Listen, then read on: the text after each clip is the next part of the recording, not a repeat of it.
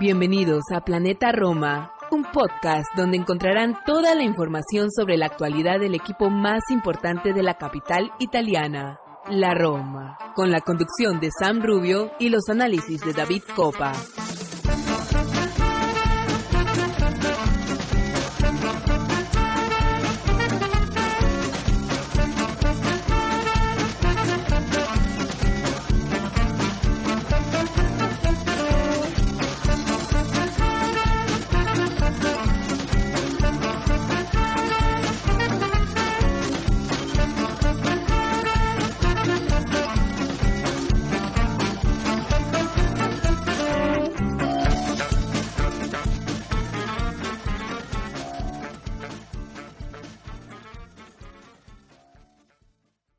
Hola, ¿qué tal a todos los tifosi y alorosi? Bienvenido a un episodio más, un episodio con un tono algo... no quisiera ser triste porque el sentimiento no es tanto de tristeza, sino como otro sentimiento, pero bueno. Bienvenidos a este episodio número 197 de Planeta Roma Podcast. Estamos a nada del final de la temporada.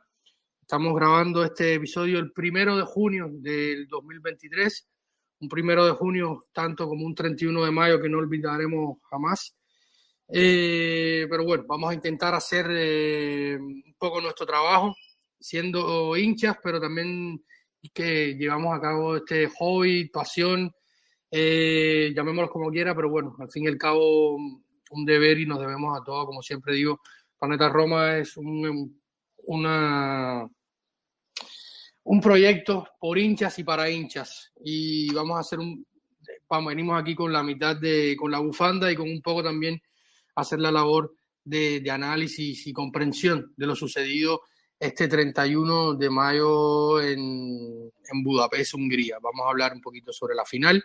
Por suerte no estoy solo, no hubiera sido demasiado amargo, triste y tenebroso tener que hablar sobre lo sucedido ayer solo. Voy a estar acompañado de mi queridísimo Santi Boys en este episodio número 197. Hemos estado creando bastante contenido en estos últimos días, están todas nuestras plataformas, Facebook, Twitter, YouTube, en Twitch estuvieron este mismo 1 de junio Sam Rubio y Mateo Di Mango también conversando un poco por allá con todos los que estuvieron conectados con la transmisión y desahogándose un poco de un momento como este. Así que nada, sin más dilación, vamos a comenzar en este episodio número 197 de Planeta Roma Podcast. Así que vamos a una pausa y enseguida estamos de vuelta en Planeta Roma Podcast.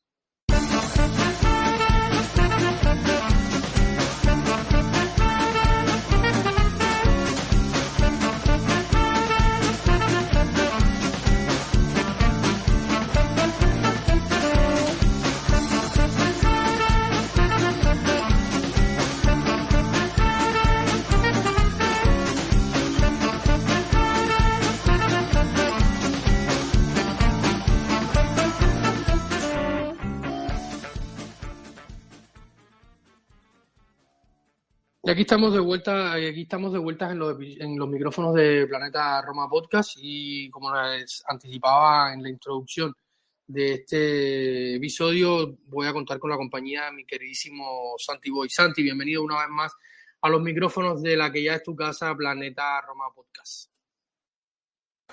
Hola David, contento de estar aquí, de poder tratar el partido de anoche, porque estamos hablando de una final europea y es algo que no todo el mundo puede decir, no todo el mundo puede analizar desde una perspectiva de hincha de uno de los equipos implicados, así que orgulloso de poder tener la oportunidad hoy de estar charlando contigo para Planeta Roma, para todos los oyentes, sobre el partido de anoche, aunque el desenlace final no nos gustara. Sí, yo quiero partir de ahí, del sentimiento de orgullo. Yo sentía mucho orgullo cuando veía al entrenador de mi equipo en una mesa de prensa de otra final europea, porque estamos hablando de que unos 365 días y poco más la Roma ha jugado 2 finales europeas, de mayor o menor identidad, pero hemos estado ahí. Se ha debatido mucho en todos los programas, radios y redes sociales sobre si la Roma compite o no. Yo creo que la Roma compite bien, pero hasta un límite. Hay límites de competitividad y la Roma tiene su límite de competitividad que vamos a intentar analizar a partir de hoy. A partir de hoy hemos, acá en la redacción de Planeta Roma Podcast, con Santi, con Sam, con Mateo, vamos a iniciar una serie de procesos de análisis, comenzando por esta final. Luego del partido contra la Spezia, la próxima semana también tendremos un episodio de análisis de ese partido. Vendrá, como siempre, el episodio de fin de temporada con su consecuente análisis de toda la temporada, momentos, formas. Hay muchas preguntas sobre qué jugadores siguen, qué jugadores no siguen, qué debemos cambiar, qué no debemos cambiar, la continuidad de Mourinho, que ha sido un tema comentado y recomentado en los últimos días por él mismo, por los medios, en fin. Pero vamos a ir tratando de segmentar toda esta información para hacerlo más entendible, más concisa y de una manera de entender y nosotros lo que queremos comunicar en torno a lo que vemos y sentimos en torno a la Roma. Pero bueno, vamos a partir por el partido de ayer. Así que, Santi, si te parece, comenzamos repasando el 11, y el 11 tuvo la gran sorpresa de tener a Paulo Dybala con titular. Fue un 11 de gala, el mejor 11 probablemente que podría poner, entre comillas, José Mourinho. Hay algunas decisiones que podríamos cuestionar o no, lo vamos viendo durante el transcurso de la conversación con Santi. Los tres de defensa en el fondo, que como siempre digo y como dije también después de la final de Tirana, creo que estaba también Santi por acá, en uno de los episodios que hicimos, la defensa, el rigor defensivo y la fase táctica de la Roma sostiene este equipo. Y José Mourinho repitió con Rui en el arco, los tres en el fondo, Mancini, Chris Smalling, que para mí fue probablemente el mejor del partido, y Roger Ibáñez, que también tuvo un gran partido a pesar de los nervios y las preocupaciones de algunos. En medio campo, el doble pivote de siempre, Nemanja Matic con Brian Cristante. En los carriles, un poco sorpresa Shelly, por como había venido con los últimos días físicamente también, un poco sorpresa Spinazzola, que se recuperó a última hora. Y arriba, Paulo Dybala, Lorenzo Pellegrini y Tammy Abraham. Fue el 11 de José Mourinho para la final. Le preguntaban a José Mourinho post partido si había escondido un poco a Dybala. Él dijo que escondió un poco su situación, no escondió a Dybala. Ya lo había comentado en la previa del partido, que él no estaba escondiendo a Dybala. No es un secreto para nadie que Dybala es primero un jugador que tiene problemas físicos a lo largo de su carrera, o ha tenido problemas físicos a lo largo de su carrera, y luego que el patadón de Palomino en el tobillo no fue a peor, porque no sabemos por qué. Incluso cuando en la del partido salió la convocatoria de Argentina a la fecha que se viene y se quedó fuera, mi primera sensación fue: hay una lesión y muy probablemente haya o un tratamiento o una operación después de la final, porque ya el propio José Mourinho en la previa había dicho que era el último partido de la temporada, amén de que quedaba el partido de la Spezia de este fin de semana ante la Spezia en el Olímpico. Paulo Dybala muy probablemente, que también lo vimos saliendo de la Puskás Arena con una aparente cojera. Santi, mi pregunta, ¿hubieras cambiado algo del 11 inicial? Pienso, no sé, en Eduardo Bove quizás. La verdad es que no, David. Creo que con las posibilidades que existían era utilizando el concepto que tú con el que has empezado esta descripción del 11 titular en el partido, en nuestro 11 de gala. E incluso te diría que de la temporada sería exactamente el mismo, a excepción de Celik. El resto son los tres defensas y el portero titular.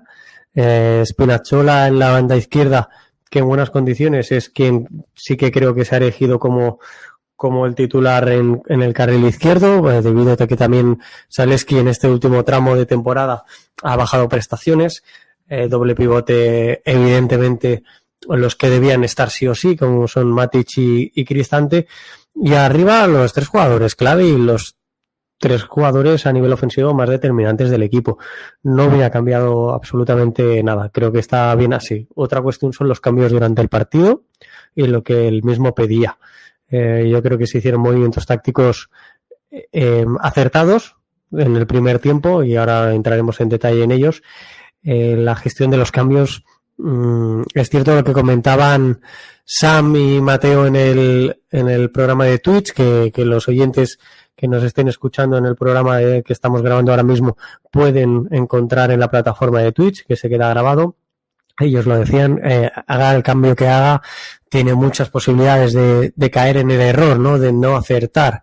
Eso es cierto, eso siempre puede suceder, pero creo que hay uno de los cambios concretamente que sale peor de lo que nos hubiera gustado a todos.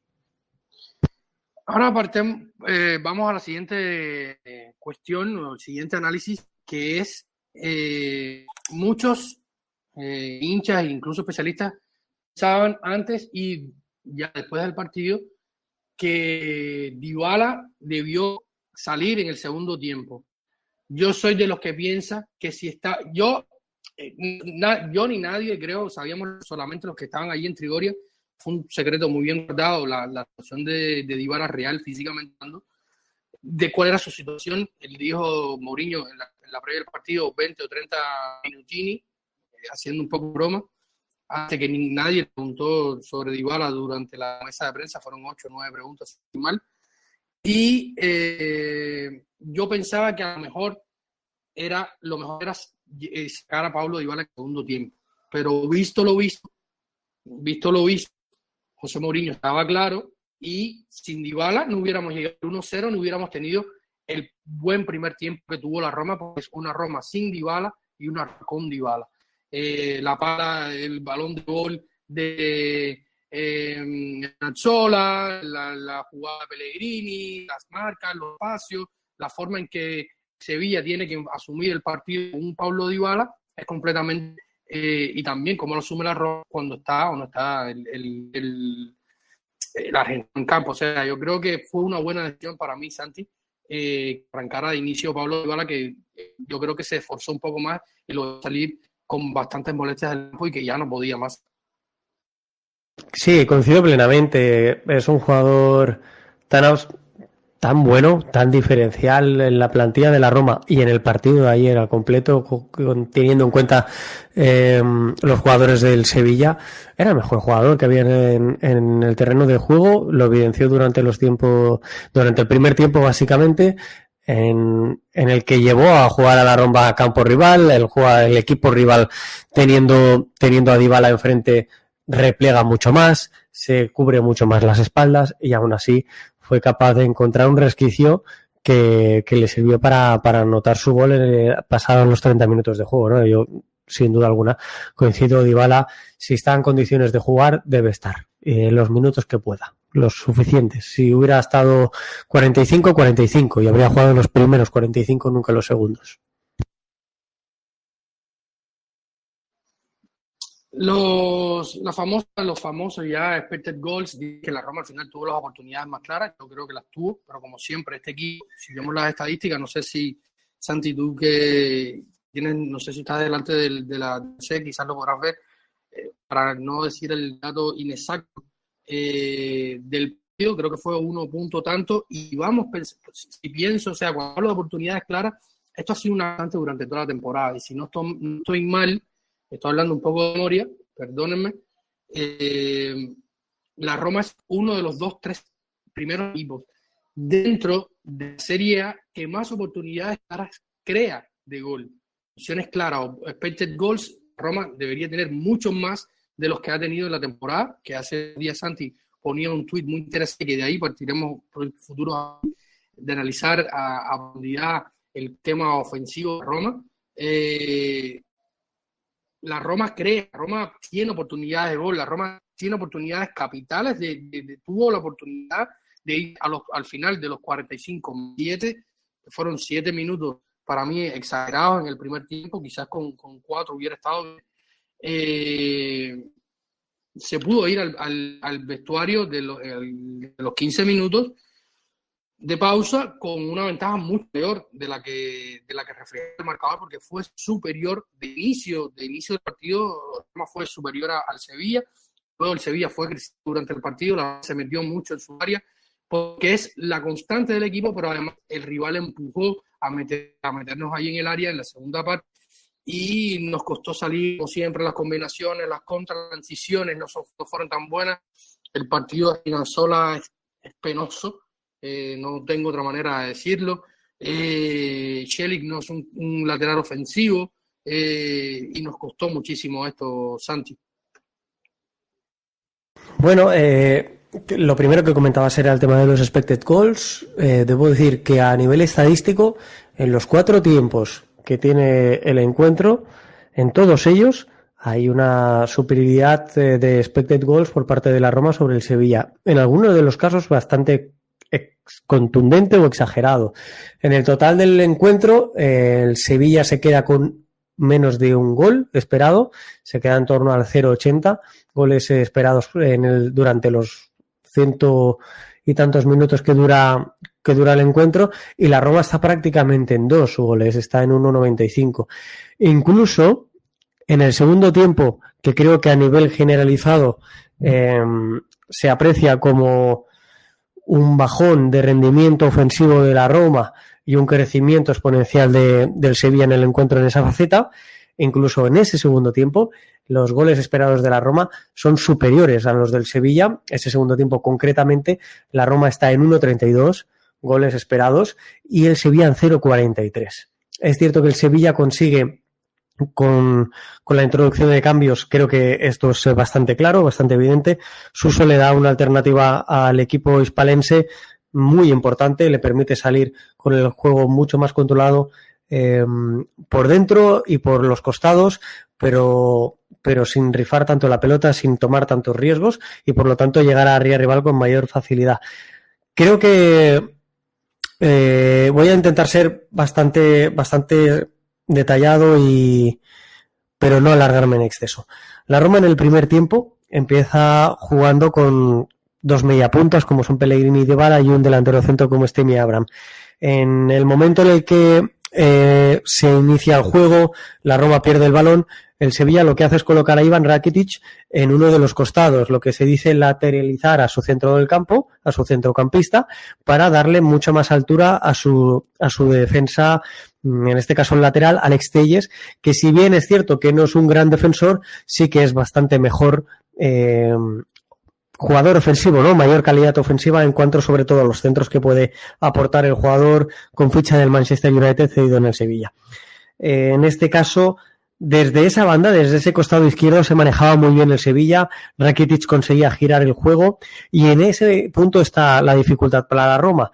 La Roma juega con 2 pivotes, con Cristante y Matic, con mucho espacio a sus costados. Si los obligas a bascular porque el balón circula rápido, cansas mucho al centro del campo de la Roma.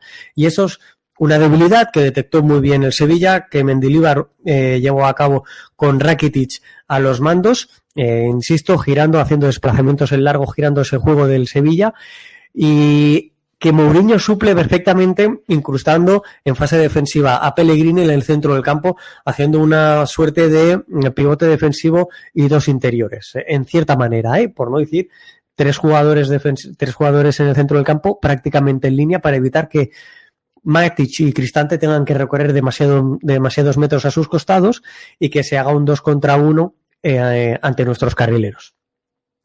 Esto, con la entrada de Suso, cambia enormemente, porque Suso lo que estaba haciendo Rakitic en un costado lo empieza a hacer en el otro, en el costado derecho, y es en el momento en el que se asocia perfectamente bien con Ocampos, con Jesús Navas y empiezan a crearnos muchas dificultades por el carril izquierdo que defiende Spinazzola. Creo que aquí está el partido, aquí cambia el partido y la Roma es incapaz de defender bien por dentro. Si algo se ha caracterizado y a una de las virtudes muy destacadas, si no la que más de esta Roma en esta temporada, sobre todo en este año 2023, es que su bloque sea medio o sea bajo, incrustado en su área, que no fue el caso exagerado de ayer. Sabe defenderse muy bien por dentro y obligar a todos sus rivales a jugar por los costados, a meter centros que la defensa sabe repeler con enorme exuberancia, me atrevería a decir, pensando sobre todo en Chris Smalling. Esto ayer no sucedió, la Roma estuvo demasiado estirada, no fue capaz de frenar a Suso, que además de caer a esos costados luego tenía mucha movilidad por dentro y aquí se nos fue el partido. Otra cuestión, Santi, no sé cómo lo percibas. Si analizamos un instante los jugadores que entraron desde el banquillo de la Roma, que conocen Gini Wijnaldum, Andrea Belotti, Nicolás Zalewski, Diego Llorente, El Shaarawy y Bowie. No fue exactamente ese el orden en que entraron al cambio, no estoy seguro. lo dije de memoria un poco. Y sí es ver que el banquillo de la Roma, que tampoco es el bombante, porque luego quedaron sin entrar los porteros Boverías Vilar, Castro, que llegaba tocado, más Camara, Volpato y Danirovic. Me pareció a mí, por ejemplo, el rendimiento de Andrea Belli, que ya viene con sus problemas, y no vamos a redundar en eso para no perder mucho tiempo sobre la situación de Andrea Belotti. Vamos, como lo decía antes, vamos a estar analizando probablemente uno por uno, por sectores del campo, roles. Más a profundidad, Belotti, como siempre, lo intenta, sigue con su problema de bloqueo mental de cara al gol, pero el partido, como entra al campo Gini Wijnaldum, o sea, ya teníamos problemas, digamos un equipo que quizás, no sé cómo tú lo ves, llega a la final. Yo creo que más allá del técnico táctico de algunos, el físico nos golpea por situaciones que hemos hablado aquí durante la temporada, los cambios, las pocas rotaciones, las pocas alternativas del banquillo. Cuando se han hecho rotaciones, los que han entrado de cambio no han dado lo que se necesita realmente. Pero desde el banquillo se aportó poco, incluso o sea, hubo desorientación. El partido de Gini es malo, Zalewski lo intentó lo más que pudo, pero vio una amarilla. La entrada de Llorente me gustó, pero pensé que iba a ocupar otra posición en el campo. ¿Cómo viste los cambios? ¿Y crees que algo pudo cambiar? Porque tampoco había mucho más para meter mano Mourinho en los cambios. ¿Cómo lo ves?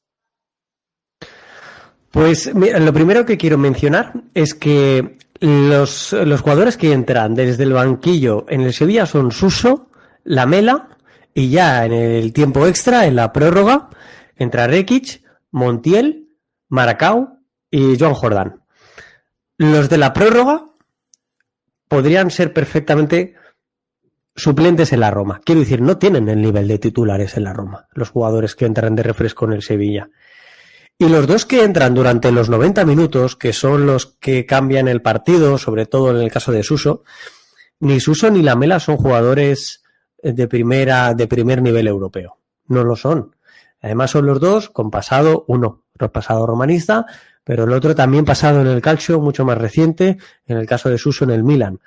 Los conocemos perfectamente y son jugadores buenos, pero su impacto en el partido se trabaja desde el banquillo y se trabaja desde la táctica, se trabaja desde una estrategia, no desde una virtud exagerada. Antes mencionábamos los goles esperados, ¿no? Los goles esperados también es un reflejo de la cantidad de disparos que realmente genera el Sevilla. El Sevilla genera peligro, llega a área rival, juega en campo rival, pero no genera disparos claros. La Roma tiene disparos bastante más francos que el Sevilla. A nivel general hablo, no de momentos puntuales. Pero Suso no es un jugador que cargue el área. Lamela sí, pero Suso no.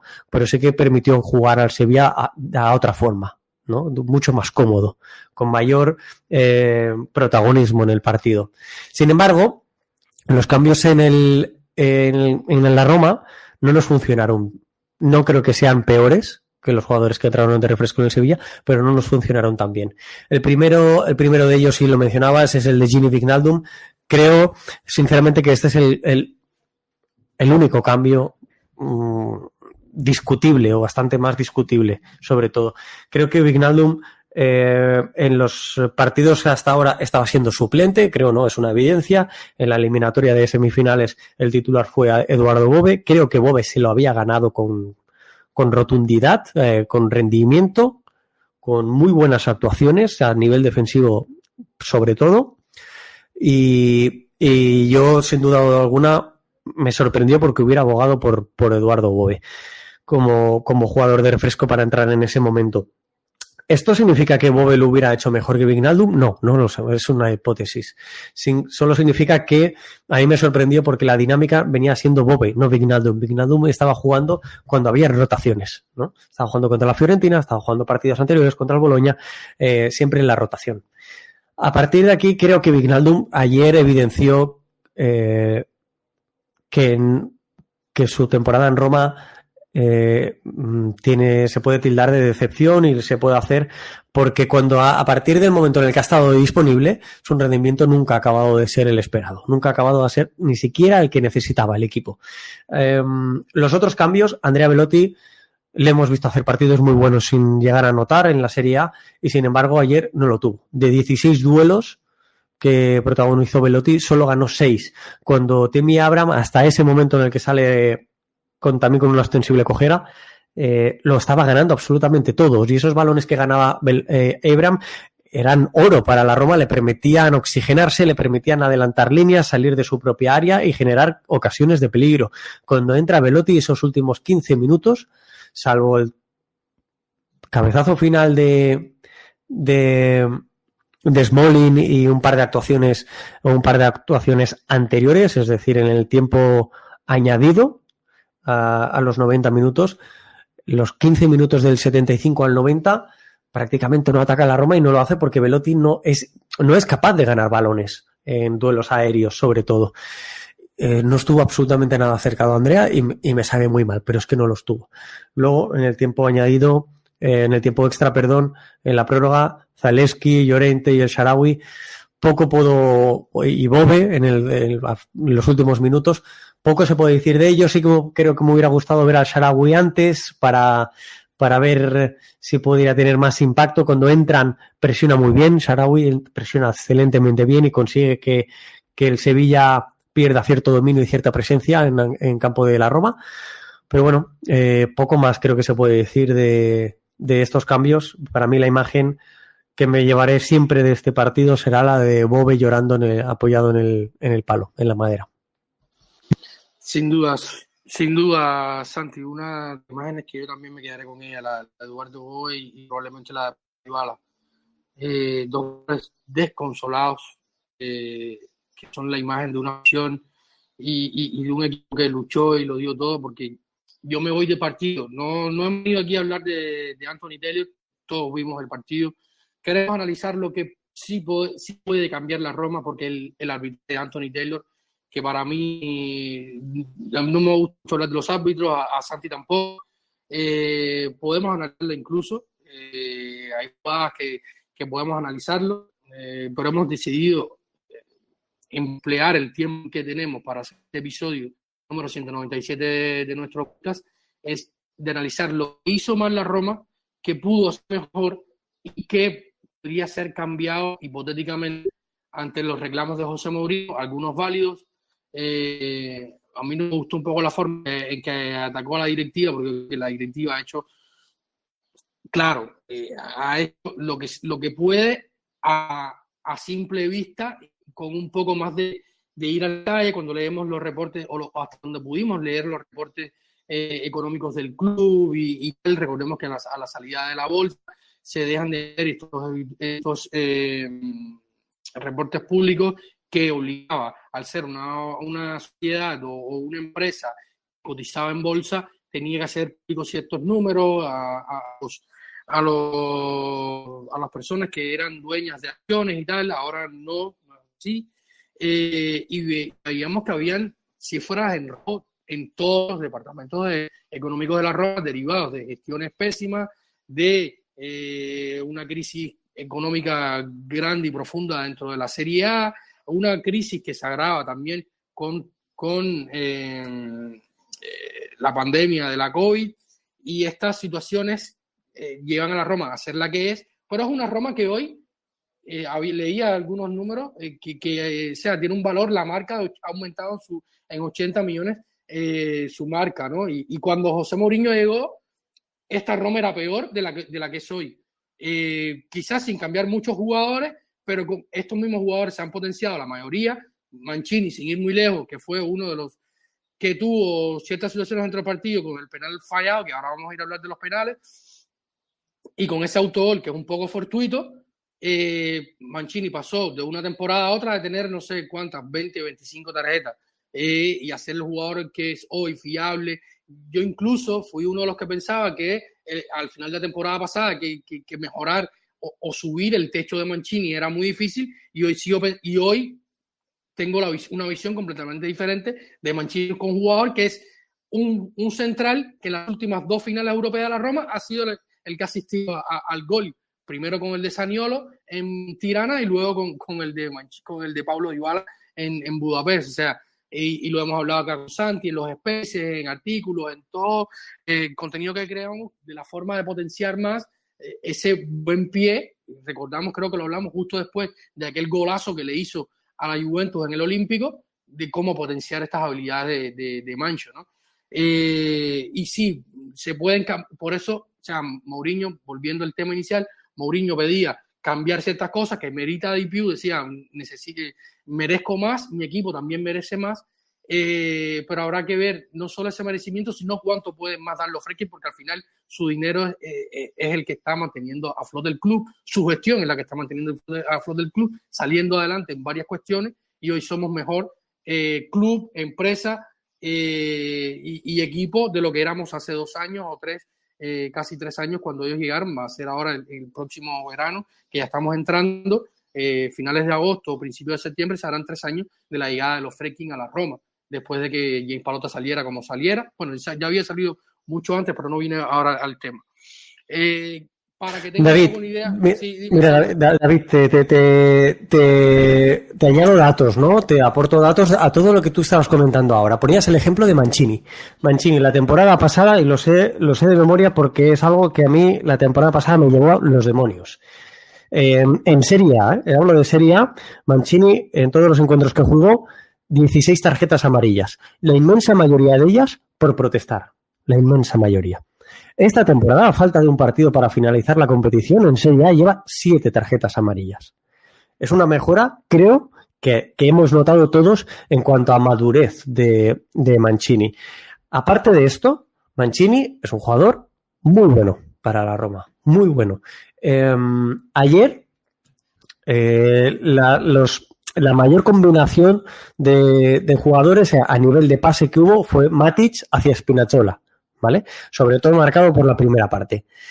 Pero el jugador que más pases progresivos dio fue Mancini. Y lo hemos hablado muchas veces, ¿no? Aprovechar ese desplazamiento que tiene Mancini en largo. Pues el que más pases progresivos dio fue el zaguero. Vuelvo también a otro de los que hemos hablado antes. Si el impacto que pudo tener durante el encuentro y los cambios. Antes hablábamos de Dybala, de lo que te aporta Dybala. A nivel de porcentaje de acierto de pases, Dybala es el segundo en el partido con un 79% por debajo del 82% que tiene Lorenzo Pellegrini. Los dos de los que más pases pueden llegar a completar, exceptuando la línea defensiva, que lógicamente son los que tocan más balón. Y no en la Roma, en todos los equipos. Es normal, es más cómodo tener el balón en la retaguardia que tenerlo en la zona ofensiva. Pero de esos pases, lo importante también es quién hace los pases progresivos. Antes decía Mancini, Cristante y Ibáñez, los que más pases progresivos dieron en el partido. Dybala dio un par de ellos más. ¿Sabéis cuántos dio Wijnaldum? 2. Y por aquí puedes decir, bueno, empieza a llamar la atención y dices, pues Wijnaldum quizás no hizo mal partido, pero es la única estadística buena que tiene Wijnaldum. Porcentaje de acierto de pases, solo un 69% en el caso del neerlandés. Y si pensamos en que en el momento del partido en el que entra predominan las conducciones de la Roma, en un momento de robo, tras presión y conducción, Ibáñez es el que más transportes, por decirlo de alguna manera, ejecuta. Mancini es otro de ellos, Cristante es otro de ellos, Matic, Dybala, Pellegrini, todos avanzan una 20 de metros, incluso en el caso de Spinazzola o Ibáñez una 30. Wijnaldum 5 metros, cuando a nivel físico se le presupone esa capacidad de llegar en conducción, de cargar a rival, de sumar en transiciones. Wijnaldum no lo hizo ni a través del pase, ni a través de la participación, porque apenas tuvo 15 toques en todo el tiempo que jugó, que, ojo, no fue poco, ¿vale? Sumando también la prórroga.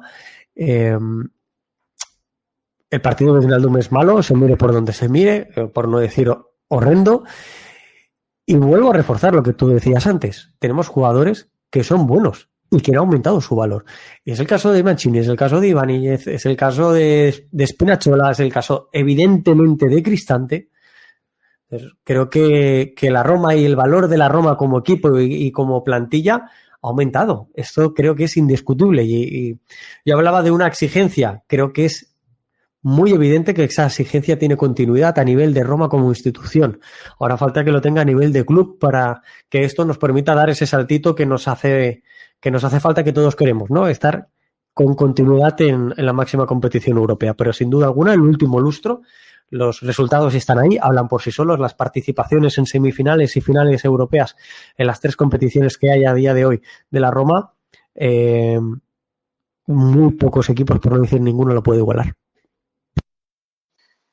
Y eso es otra cuestión que también podremos analizar, ¿no? Porque se habla mucho, ¿no?, de que la Roma necesita competitividad, es cierto, y al final la Roma ha sido el club italiano que de 2018 hacia la fecha ha competido mejor en los dos frentes, porque el Inter termina siendo campeón de la Serie A porque se queda sin Europa en la fase de grupo. El Milan, un poco más de lo mismo. El Napoli es un equipo que ha competido, sí, bien en Liga, terminó campeón esta temporada, avanzando más de lo que avanza normalmente, porque el Napoli es un equipo de no pasar de octavos, de quedarse en fase de grupo. Muchas veces le tocan grupos fuertes, sí, en Champions, en Europa League, otras veces ha tenido rivales como el Barça, que hace unos años se enfrentaron con Gattuso, otros equipos, el propio Milan, la propia Juventus, que es quizás, o ha sido con la Roma, en los últimos años los equipos que de Italia venían sacando la cara. Unos porque estaban muy mal, los equipos milaneses han ido mejorando. De la Lazio no vamos a hablar porque siempre el meme este de que quiero entrar en Europa y después dejo Europa a la fase de grupo, o más en el octavo, y la Roma ha sabido progresar. Y cuando, por ejemplo, en Conference fueron 2 partidos más, porque se empezó con una previa en agosto. La Roma fue el primer equipo italiano que empezó a competir la temporada pasada y el último que cerró compitiendo. Y esta jugamos 2-3 partidos más porque tuvimos el playoff de la Europa League. Entonces, para poder competir en los dos frentes al mismo nivel, ya cuando llegas a un punto en la temporada tienes que ir esgrimiendo qué objetivo vas a competir. Y luego, si José Mourinho sale en el playoff con el Leipzig, hubiera sido un escándalo a solo unos días, con el Leipzig, perdón, son Red Bull los dos, pero uno es Leipzig y el otro es Salzburgo.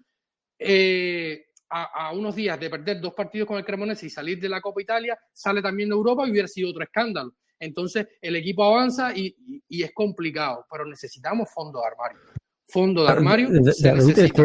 Sí, sin duda alguna, y esto es lo que nos tiene que dar el salto de calidad. Pero repaso, la 17 y 18 semifinales europeas de Liga de Campeones, perdemos contra el Liverpool.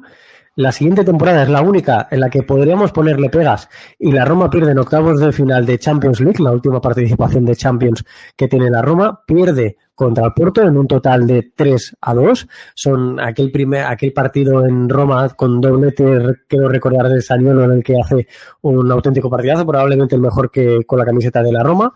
Luego perdemos 1-3 allí con un penal que se le hace a última hora a Patrick Schick, bastante claro y evidente que no se pita, pero en definitiva perdemos 3-4 y aquello acaba con el cargo de Eusebio Di Francesco al frente de la Roma. Última vez que estamos en Champions League, temporada 18-19, octavos de final. Semifinales el año anterior, y a partir de aquí, con Fonseca, vamos a semifinal europea, también en Europa League, que nos elimina de forma contundente, eso sí, el Manchester, pero es una semifinal, ¿no? Y ahora con Mourinho hemos tenido 2 finales, una de ellas ganada, y la otra hemos ido hasta en los penaltis.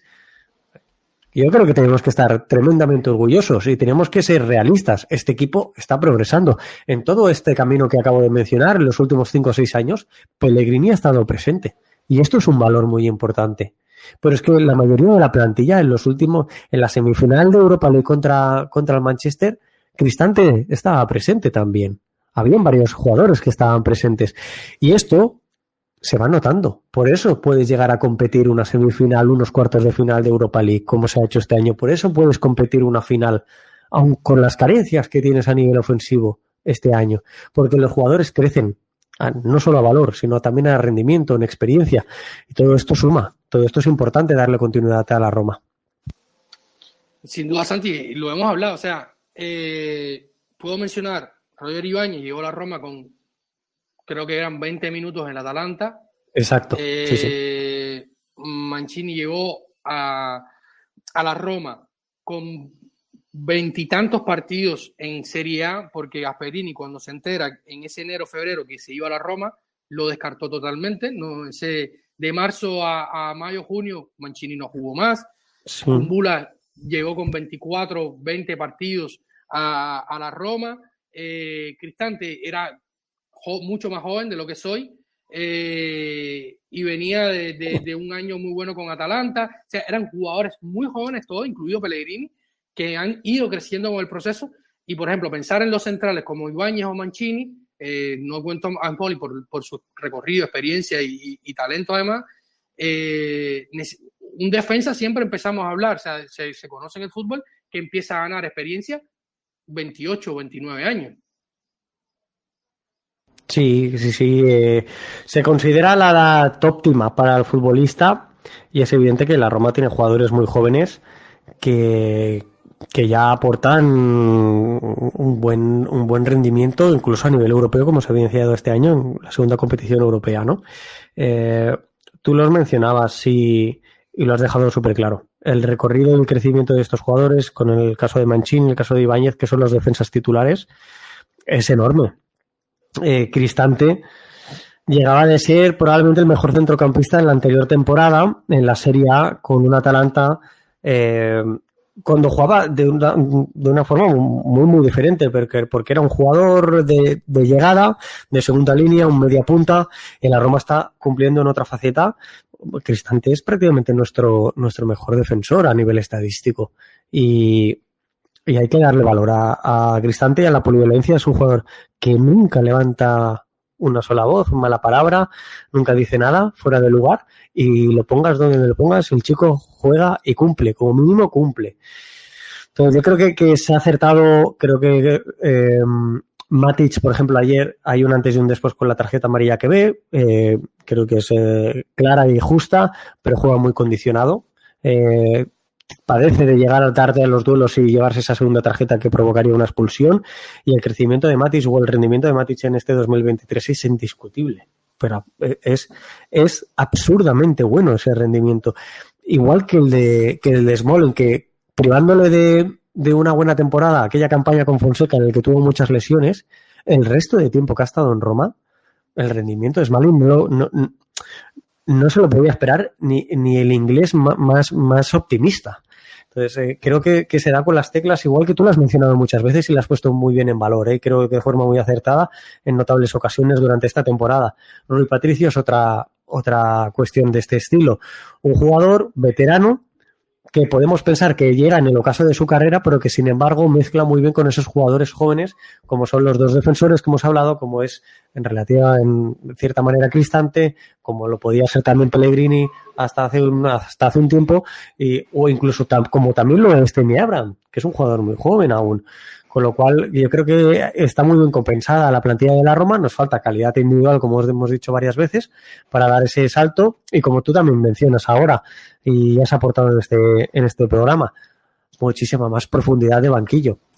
Mourinho nunca ha sido un entrenador amante de mucha rotación. Siempre digo que es un entrenador de una quincena de jugadores, pero tenemos que tener 15 buenos, 15 muy buenos. Y no los tenemos aún en la Roma.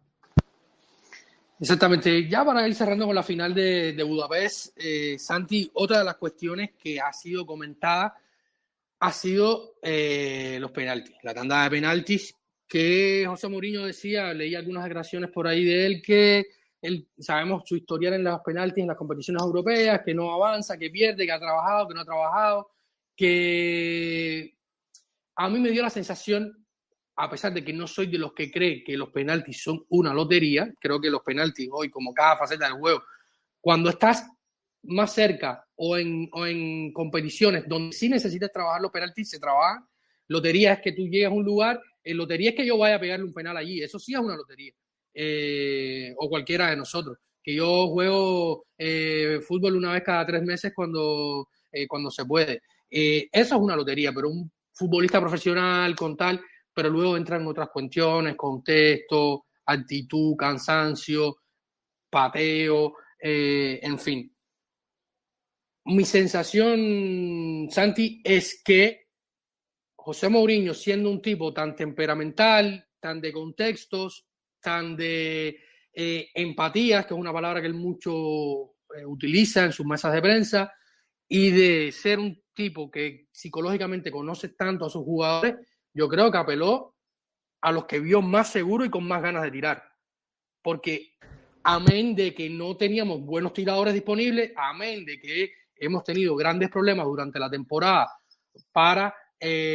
con los penales, y luego que había gente como el Shaarawy, que creo que en su carrera, no sé si podrás revisarlo, Santi, ahí creo que en Transfermarkt está, que alguna vez lo revisé, era un gol, creo, o 2 tiros de un gol en 1 o 2 tiros de penalti en su carrera. O sea, no es que tenía a disposición a Pirlo, Del Piero, Francesco Totti, Simone Inzaghi o Pippo Inzaghi, perdón, no, Simone no tiraba penales tampoco ni en su casa. O no sé, o grandes cobradores de penaltis que ha tenido, o sea, pienso en Italia porque es la selección que más sigo. No los tenía a disposición. Yo creo que fue por la actitud, el carácter y las ganas de los que querían patear estos penaltis, que luego después podían ser mejor o peor. Bueno, empiezo por lo que puede ser anecdótico y que me has preguntado. En la web de Transfermarkt ahora mismo, eligiendo todas las temporadas, todos los clubs, todas las competiciones en las que ha jugado en todas las posiciones, todos los minutos de juego, Stefan El Shaarawy de penalti, 0 goles. No sé cuántos intentados, también es cierto que no me sacan la estadística, pero 0 goles de penalti. Bueno, a algunos nos sorprendió, a mí incluido, cuando sustituye a Pellegrini. Es cierto que llevaba a ti eso mucho tiempo, pues ya sobre el terreno de juego, pero ese cambio yo pensé, igual no va, igual lo de los penaltis es mala idea, porque ya no cuentas con Abraham y no cuentas con Dybala, es mala idea prescindir de Pellegrini, quizás se le puede aguantar ahí, pero es cierto que Pellegrini ya no se sostenía, estaba agotadísimo. Entonces, más que profundizar sobre los lanzadores, yo coincido contigo, en absoluto lo considero una lotería, creo que es algo que se prepara, están las estadísticas para refrendarlo, y es el momento en el que nos vamos a penaltis, en el que yo recuerdo que Yassine Bounou, que Bono, el portero del Sevilla, es de los que se consideran especialistas. Tú, David, te hago la pregunta, ¿recuerdas hacia qué lado se tiró cuántas veces Rui Patricio en la tanda de penaltis? Si te soy sincero, yo cuando comenzó la tanda de penaltis me paré y me fui de frente al televisor y volví ya cuando se había acabado la tanda de penaltis. Luego la he revisto, o sea, es que hemos perdido en penalti. O sea, mi primer recuerdo cuando llegamos a penalti fue Roma-Arsenal en el Olímpico, con Marco Cassetti fallando. Y aquel día yo era mucho más joven, mucho más temperamental, sufría menos que lo que sufro hoy, porque soy más consciente de ciertas cosas, lo que puede derivar el futuro de la Roma, el club, no sé qué. Tenemos este pequeño, entre comillas, trabajo que hacemos con Planeta Roma, y pienso otras cosas, me pongo más nervioso. En aquel momento sufrí, recordaba lo iracundo que me puse, porque recuerdo que fue un partido súper sufrido igual, donde llegamos con muchas bajas y donde un tal Diamutene salió a defender a Robin Van Persie en el top de su carrera. O sea, y al final logramos llegar hasta penalti y luego falló Marco Cassetti. Entonces, mi primer impulso fue levantarme e irme. Luego la he revisto en la noche y creo que se retiró un par de veces o 3 veces al mismo costado izquierdo, si no estoy mal. Se tiró a su costado izquierdo en el 100% de los penaltis que le lanzaron. En el 100%, en todos. Y veías un penal de Bono y se movía, se lanzaba a un costado, a otro, cómo se lanzaba. Es cierto que el que le detiene a Mancini, que es el que le detiene con los pies, pues quizás la potencia del disparo le ayuda a que no le dé tiempo a vencerse, pero se lanza estirando las piernas todo lo que da y más para cubrir todo el espacio posible, ¿no? Yo creo que el convencimiento de Bono cuando se lanza por los penaltis evidencia un trabajo, evidencia una confianza en sí mismo y en Rui Patricio un trámite. No quiero decir que Rui Patricio sea malo, que sea el culpable, no se trata de esto, sino de que los penaltis se trabajan. Es una parte más del encuentro, es una posibilidad que se podía llegar a dar. Por desgracia llegamos a ello y lo perdimos. Sí, sin duda cuando he revisto la tanda de penalti, la sensación de lotería se engrandeció con la actuación de Rui Patricio, que no ha sido un tipo, un especialista en los penales. Ya llegando al final del episodio, vamos a hacer una pequeña pausa para brevemente comentar lo que se viene este fin de semana, porque no lo podemos jugar, está ahí. El Roma Spezia en el Olímpico, que es un partido que también tiene cosas en juego. Así que vamos a una pequeña pausa enseguida. Estamos de vuelta acá en los micrófonos de Planeta Roma Podcast.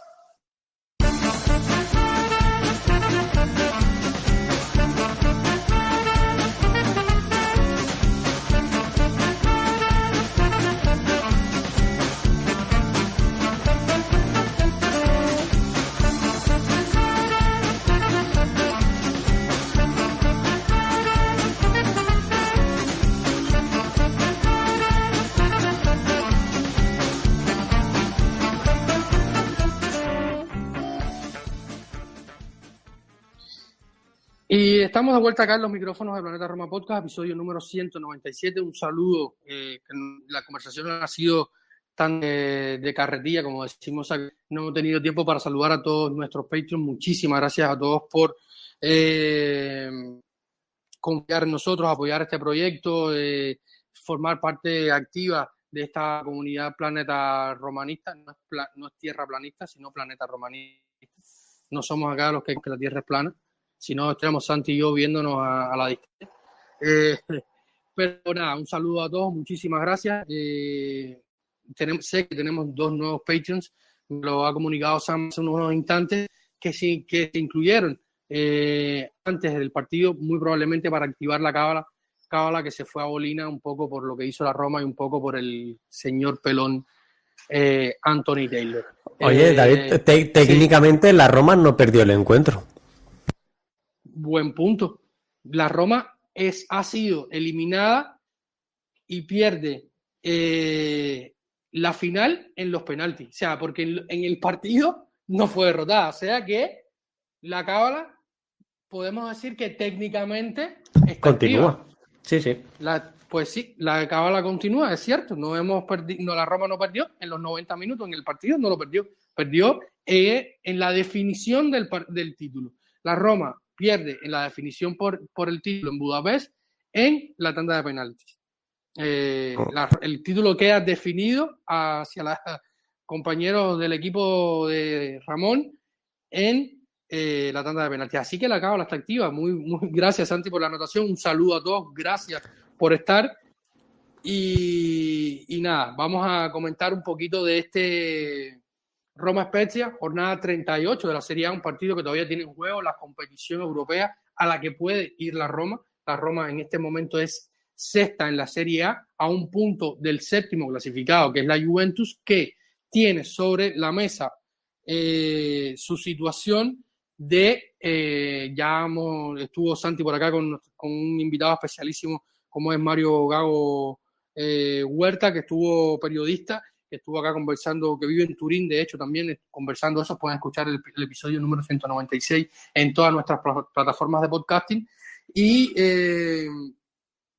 comentando sobre la situación que vive la Juventus, que ya ha pactado por el caso de los sueldos falseados, que tú me corregirás ahora, Santi, pero en algún punto se habló de que los jugadores también podrían tener alguna medida. Se habló incluso que en algún momento Paulo Dybala y otros jugadores que habían estado en la plantilla en esa época podrían tener hasta un mes de inhabilitación. Creo que cuando se activa ahora en este nuevo proceso o el cierre del proceso no se habló nada, al menos no lo leí, a lo mejor lo he omitido, pero bueno, el punto es que la Juventus podría además ser sancionada por la UEFA y quedarse sin competiciones por la UEFA porque por lo tanto la Roma podría estar, entre comillas, asegurada Europa League y el puesto del séptimo clasificado, que es la Juventus, si terminan así, pasaría al octavo lugar, y el octavo lugar podría ser, por ejemplo, el Monza de Berlusconi. Así que a este partido, vamos a un partido que importa, Santi, no es un partido banal. No, en absoluto. Es un partido muy trascendente para todos los implicados. Quiero decir, tú ahora lo comentabas, a nivel clasificatorio, la Roma está posicionada en sexto lugar con 60 puntos, solo uno por delante de la Juventus, después de esa sanción de los 10 puntos restados por el caso de las plusvalías, distinto caso al que le han sancionado en última instancia, que es el de los salarios, el que tú hacías referencia. Mario Gago nos explica perfectamente en ese episodio anterior, en ese programa anterior, esta situación. Y es cierto que ese programa, como todos los podcasts, envejecen mal, porque al principio del mismo hablamos del partido de la final contra el Sevilla, pero también es cierto, también quiero destacar que el tramo final del episodio o del programa, o la última parte del mismo, versa sobre cómo se ve desde Italia a la Roma, si se le animaba, no se le animaba, qué es lo que se da en Italia para que sea tan complicado la construcción de los estadios propios, caso de la Roma durante, me atrevería a decir, una década o la última década. Caso también de los segundos equipos, si existe voluntad o no de Italia de crear lo que en España se le llaman filiales o segundos equipos, sub-23 en Italia, que solo tiene la Juventus, y el caso de la Juventus que lo desgranó rápidamente Mario también para explicar el caso de las plusvalías, del cual sí que hay una sanción deportiva, el caso de los salarios del cual se llega a un acuerdo económico que está en una multa bastante irrisoria y en el cual no hay una sanción deportiva. A los jugadores eso, si no me equivoco, no va a suceder absolutamente nada. A los directivos puede ser que sí que les pase a los directivos implicados. Pero esto es otra historia que no nos ocupa. Insisto, a nivel clasificatorio tan solo hay un punto de diferencia. Estamos hablando de jugar Europa League o Conference League. Creo que la Roma debe mantenerse en esa Europa League, y el rival de la Roma es un Spezia Calcio que de los últimos 23 partidos que ha jugado en este 2023 ha ganado solo 3. De 23, 3 ganados. Uno al Torino como visitante y luego al Inter y al Milan, que no es poca cosa. El Spezia Calcio está jugándose la vida, jugándose la salvación. Es el único equipo que está en la lucha con el Hellas Verona por descender. Uno u otro descenderán. Están igualados a puntos y está el Spezia ahora mismo fuera de esas plazas de descenso por 4 goles de diferencia. Es lo único que diferencia a estos dos equipos ahora mismo a nivel clasificatorio, es lo que le lleva a estar por delante. El Spezia necesita ganar para asegurarse, como mínimo, repetir el mismo resultado que tenga el Hellas Verona, que si no recuerdo mal, visita al Milan. Un Milan que lo tiene todo hecho, que más allá del honor y querer despedirse de su afición, no tiene nada más que jugarse. Entonces, presumiblemente el Verona tiene un rival más asequible delante, porque tiene menos que jugarse o menos por disputarse, y la Roma lo tiene más complicado. Enfrenta a un Spezia jugándose la vida, el Spezia enfrenta a una Roma que necesita resarcirse de la derrota vivida en la final de la Europa League, y que necesita esa victoria para asegurarse su presencia en dicha competición la próxima temporada. Alguien me decía que el Olímpico, quizás, como lo vamos a ver, yo estoy seguro que el Olímpico va a estar repleto, no tengo ninguna duda de ello. Va a ser una afición que sabemos cómo siente y cómo se manifiesta ante este tipo de situaciones, y el Olímpico va a estar engalanado, va a estar repleto, y van a ir como han ido en toda la temporada, en masa, y yo estoy seguro de que el equipo va a intentar responder a esto. Ahora, ¿qué equipo poner en cancha? Porque el cambio de Elcha, muchos decían, ¿por qué no entró Elcha antes? Elcha sale tocado de Florencia, y probablemente por esto no lo mete antes en el partido. José Mourinho de Budapest, me refiero. Quizás un Eduardo Bo, un Ola Solbakken, que no puede estar en Europa, pero sí en Liga. Habrá que ver si está Tamio Velotti. el medio del campo, quizás Mady Camara para despedirse, muy probablemente no siga. Gini, en defensa probablemente estén los 3 titulares, o quizás Gio Llorente, que también pudiera despedirse de la afición. Recordemos que es un préstamo bastante elevado del Leeds United, que ha descendido. Habrá que ver si se puede renovar su préstamo. Y poco más, Santi. Imaginar un 11 y sobre todo con tan pocas fuerzas, después de el equipo llegó a la capital italiana este mismo jueves en la noche, tienen el jueves libre y volverán a los entrenamientos este viernes en la mañana europea a Trigoria para comenzar los entrenamientos de cara a este partido que, como decía Santi, vale para la Spezia la salvación y la permanencia en un año que ha sido bastante difícil, con jugadores que han cambiado de entrenadores, en fin, un partido que importa. ¿Cómo imaginas un poco el 11, Santi? Yo creo que vamos a ver un 11 bastante reconocible. La Roma ha acumulado minutos en piernas de jugadores de forma exagerada durante esta temporada y creo que siendo el último partido de la temporada y jugándose lo que hay en juego, que hemos comentado ya, vamos a ver un 11 muy reconocible con los defensas habituales, con Rui Patricio en la portería, aunque no te negaré que me gustaría ver a Svilar por sus últimas actuaciones, último partido. El Spezia Calcio no es un equipo muy goleador. Le cuesta anotar, pese a que Nzola, que si no recuerdo mal ha renovado, ha mejorado un poco sus actuaciones de inicio de temporada, pero los jugadores más destacados tienden a ser los defensas de este equipo, ¿no?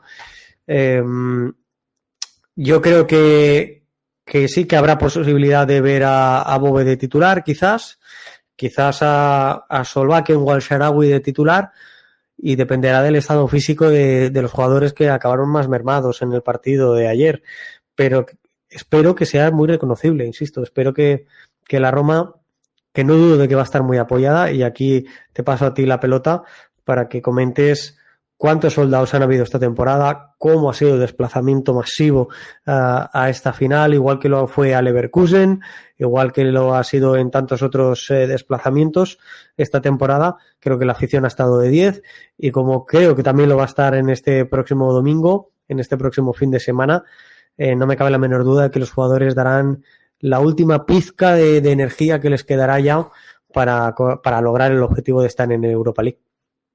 Si no estoy mal, el club no ha comunicado, por ejemplo, durante la temporada, por lo que le comentabas antes en el episodio, de que como ya no somos una sociedad que cotiza en bolsa, hay ciertos parámetros e informaciones que no se comunican, como lo que se ha ingresado por taquilla, que sí generalmente se habla de otros equipos como los del norte, los Milan, los Inter, pero tiene que ser una cifra importante que, recordemos, no va a toda la Roma porque el Olímpico está rentado al gobierno local, al que el Olímpico pertenece al CONI, y han sido 33 sold out, sin contar, creo que sin contando, no estoy seguro, tengo que revisar los datos de cuántas entradas se vendieron para ver la final de Budapest en el Olímpico. Cuando la última revisión que tuve, eran 58.000 entradas se habían vendido para ver la final en el Olímpico. Muy probablemente se hayan vendido más, o sea que muy probablemente se hayan pasado 60.000, o sea que estaríamos en torno, dependiendo a esta información que no se comunicó más, serían unos 33, 34 sold out en las últimas 2 temporadas, partiendo de aquel derbi de marzo de 2022, saliendo, de marzo de 2023, saliendo del COVID. Así que ha sido impresionante lo de la afición romanista. Son, David, unas cifras de una envergadura tremenda y de un tamaño que creo que nadie nos podíamos imaginar. Tú lo sabes bien, yo he estado presente en un derbi de la Capitale en Roma hace muchos años. Es más, para que la gente que no me lo haya oído decir ya en el programa en alguna ocasión lo sepa, en aquella temporada el entrenador de la Roma era Luis Enrique Martínez, con lo cual ha llovido mucho. En aquel momento, en aquel derbi de la Capitale, el estadio estaba a la mitad vacío. Éramos los 2 fondos, las 2 curvas y muy, muy poco más.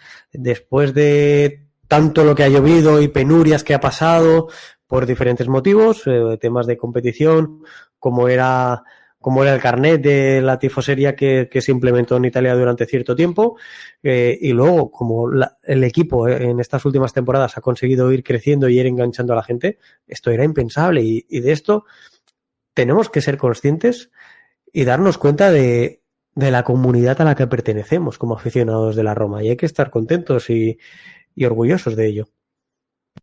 Yo siempre menciono un artículo que hizo la temporada pasada en el diario La República, que nosotros en nuestra web planetaroma.net lo replicamos al cierre de la temporada, no recuerdo si fue al cierre de la temporada o al cierre del año. Nos hicieron incluso un análisis demográfico de la cantidad de personas que ha ido al Olímpico como promedio en comparación con las últimas temporadas de inicio de siglo, incluso el aumento de los niños que iban al estadio, de los padres de familia, las familias con sus hijos. Muchos jóvenes han vuelto al estadio. No, habría que buscar probablemente en Transfer Market aquel derby específicamente, Santi, pero estoy casi seguro que más de 40.000 aficionados no había en el Olímpico, porque he hablado también con otros amigos que fueron al Olímpico en ciertos derbis, ciertos partidos importantes. O sea, recordemos que había distanciamiento con la propiedad americana, con la curva, los hinchas, James Palota, los primeros dueños norteamericanos y toda esta gestión que fue muy complicada. Hubo enfrentamientos con la presidencia, los hinchas no iban a la curva, y esto con los fracking y su nueva política de venta de entradas, que lo hemos comentado acá muchas veces, también tiene muchísimo mérito a que el estadio siempre esté lleno. En consecuencia, el nuevo estadio que se va a construir, y en los próximos episodios Santi también va a estar hablando de esto por acá, con episodios especiales enfocados directamente al tema de los estadios y tal. En consecuencia, el nuevo estadio que se piensa la Roma construir en Pietralata, la capacidad sería la misma. Cuando James Palota pensaba construir un estadio de menos capacidad. O sea, porque la afición responde y si los precios y tal.